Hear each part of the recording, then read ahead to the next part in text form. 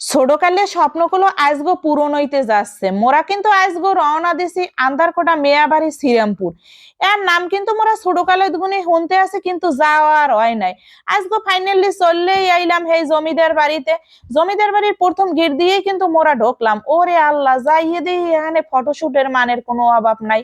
যাইয়ে দেখি এরা ছবি তুলতে আছে, গালগপ্প মারতে আছে। মুই তো মনে করছি মুই বুঝি আইছি, আর কেউ আয়। এটা হলো 56 মৌজার জমিদার বাড়ি। এগুলো কিন্তু 700 বছরের আগেকার বিল্ডিং। এই বাড়িটার মধ্যে ঢুকছি পরে মোর গাটা বুঝাই কি এককালেই ভার হয়ে গেছে ডরের চোটে। কেমন আন্দার আন্দার, যেমনই আন্দার কোটা নাম রাখছে হেমনই কিন্তু বাড়িটার মধ্যে খালি একসের আন্দার। তবে এটার এরিয়াটা কিন্তু বিশাল বড়।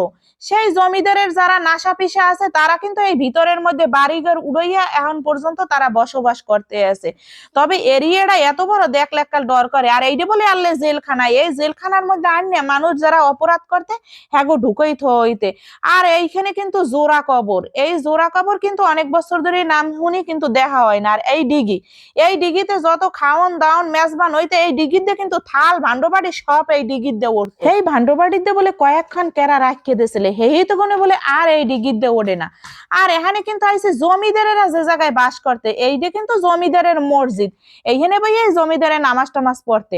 আর জমিদারের থাকার স্থান আসলে কিন্তু এইটার ভিতরে দেখছেন এরিয়াটা কিন্তু এককালেই বিশাল। এখনো কিন্তু ইটগুলো জম্মের ভালো আছে, দেখতে তো মোর ভালোই লাগছে। কিন্তু জমিদারেরা যেখানে বসবাস করতে এখানে আইসি পর ডরের চোটে মুই এককালে অস্থির হয়ে গেছি। হ্যাঁ পর আইসি বললে কথা, হেললে গিয়ে আমনে গোলাকে একটু শেয়ার করবো, হেললে গিয়ে ঘুরিয়ে ঘুরিয়ে দেখতে আসি।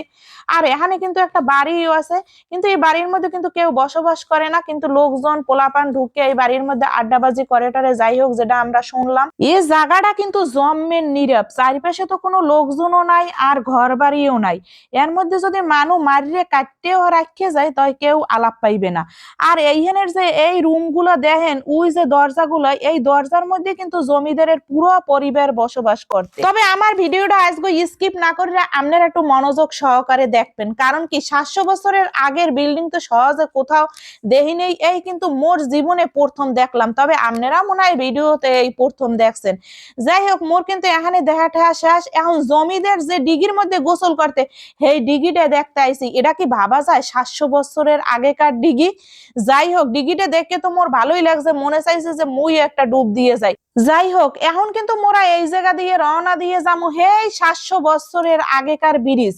এই ব্রিজটা যদি না দেখতে যাই হলে তো দেখাটা আমাকে সম্পূর্ণ হইবে না। এই যে আইয়ে পড়লাম 700 বছরের আগেকার ব্রিজের উপরে। ওরে আল্লাহ, ব্রিজটা এখনো মজবুত আছে। তবে মোর ভিডিওটা যদি আপনাকে ভালো লাগে থাকে অবশ্যই কিন্তু লাইক কমেন্ট শেয়ার করতে ভুলবেন না। পরবর্তী ভিডিওতে দেখা হবে কিনা জানি না, কারণ নিঃশ্বাসের তো বিশ্বাস নেই। ভালো থাকবেন, আল্লাহ হাফেজ।